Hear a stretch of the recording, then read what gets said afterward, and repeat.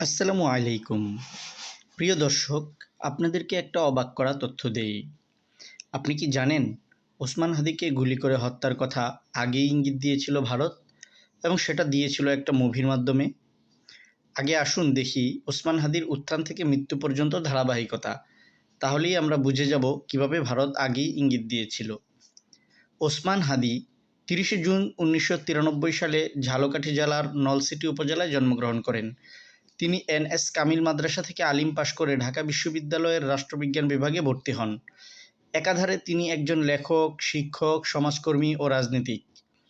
২০২৪ সালের জুলাই গণ অভ্যুত্থানে রামপুরা এলাকায় নেতৃত্বদানের মাধ্যমে তার রাজনীতিতে উঠে আসা।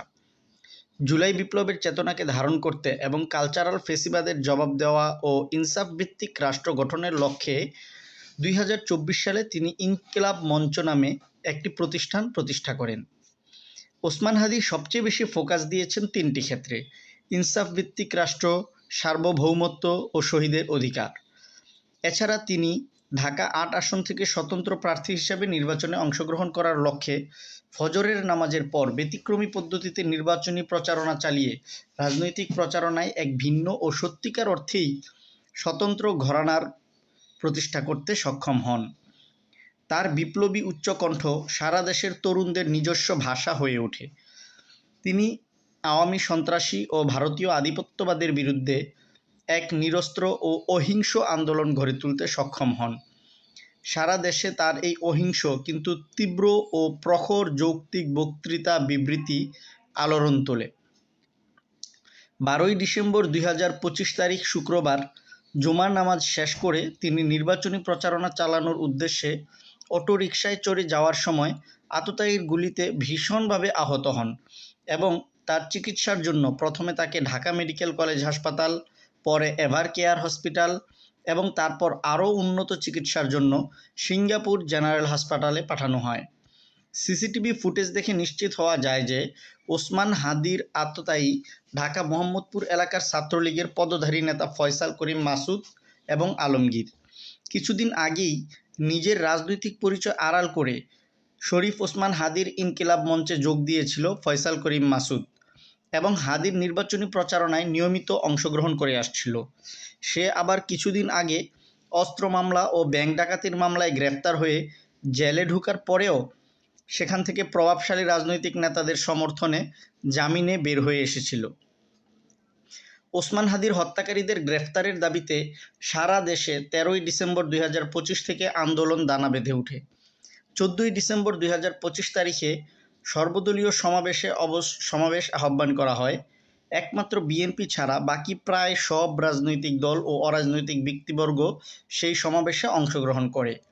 সেখানে প্রবীণ ও বর্ষীয়ান সাংবাদিক, জনপ্রিয় দৈনিক আমার দেশ পত্রিকার সম্পাদক জনাব মাহমুদুর রহমান হাদির কিছু হয়ে গেলে ইনকিলাব মঞ্চের দায়িত্ব গ্রহণ করার কথা ঘোষণা দেন।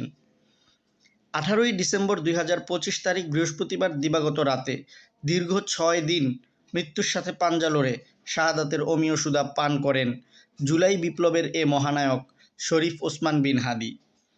বাংলাদেশের অন্তর্বর্তীকালীন সরকারের প্রধান উপদেষ্টা হাদির জন্য শোক ভাষণ প্রদান করেন এবং ২০ ডিসেম্বর ২০২৫ তারিখ শনিবার ওসমান হাদির জন্য রাষ্ট্রীয় শোক ঘোষণা করা হয়। এ পর্যন্ত যারা ভিডিওটি দেখেছেন তারা ধারাবাহিকতা ও পদ্ধতিগুলো মনে রাখবেন। এবার আসি ভারত কিভাবে ওসমান হাদির মৃত্যুর কথা ইঙ্গিত দিয়েছিল সে বিষয়ে। গত ২০১৩ সালে ভারতের পশ্চিমবঙ্গে একটি মুভি রিলিজ হয়। সেই মুভিটির নাম আমি ভিডিওর শেষের দিকে বলে দিব। আগে মুভির গল্পটি সংক্ষেপে বলি এবং আপনারা মিলিয়ে দেখুন। মুভিতে দেখানো হয় বরুণ দাস নামক একজন তরুণ বিপ্লবী কলকাতা থেকে দূরে দুখিয়া গ্রামে বসবাস করে এবং কলকাতার একটি স্কুলে শিক্ষকতা করে। সে একজন শিক্ষক, লেখক এবং সমাজকর্মী। সেই অঞ্চলের নেতা ও তার ভাই সাঙ্গপাঙ্গ নিয়ে নানা ধরনের অপকর্ম করে বেড়ায়। কেউ তাদের বিরুদ্ধে প্রতিবাদ করার সাহস পায় না, কিন্তু সেই তরুণ বরুণ দাস এই সব অন্যায়ের বিরুদ্ধে আওয়াজ তোলে। তারা একটা প্রতিষ্ঠান গড়ে তোলে যার নাম জাগরণ মঞ্চ। সেই মঞ্চ থেকে নানানভাবে প্রতিবাদের ফলে একসময় অপরাধীরা গ্রেফতার হয়। গ্রামে কিছুটা শান্তি ফিরে আসে, কিন্তু কিছুদিন পরেই সেই সব অপরাধীরা রাজনৈতিক নেতাদের ছত্রছায়ায় মুক্তি পেয়ে যায়। এরপর এক সন্ধ্যায় বরুণ দাস কলকাতা থেকে ফেরার পথে বরুণ দাসেরই জাগরণ মঞ্চে কাজ করা তার স্নেহধন্য দুইটি ছেলে বরুণ দাসকে গুলি করে হত্যা করে। এর কিছুদিন পরেই কলকাতার সেই স্কুলের একজন বয়োজ্যেষ্ঠ শিক্ষক ও বরুণ দাসের সহকর্মী আবার এসে জাগরণ মঞ্চের হাল ধরেন ও বিপ্লবকে পুনরুজ্জীবিত করেন। একসময় সেই বয়োজ্যেষ্ঠ শিক্ষকও হেনস্থার শিকার হন। অন্যায় যখন অনেক বেড়ে যায় তখন সেই এলাকায় পুলিশের স্পেশাল ব্রাঞ্চের একজন অফিসার আসেন, যার নাম অনিমেষ দত্ত।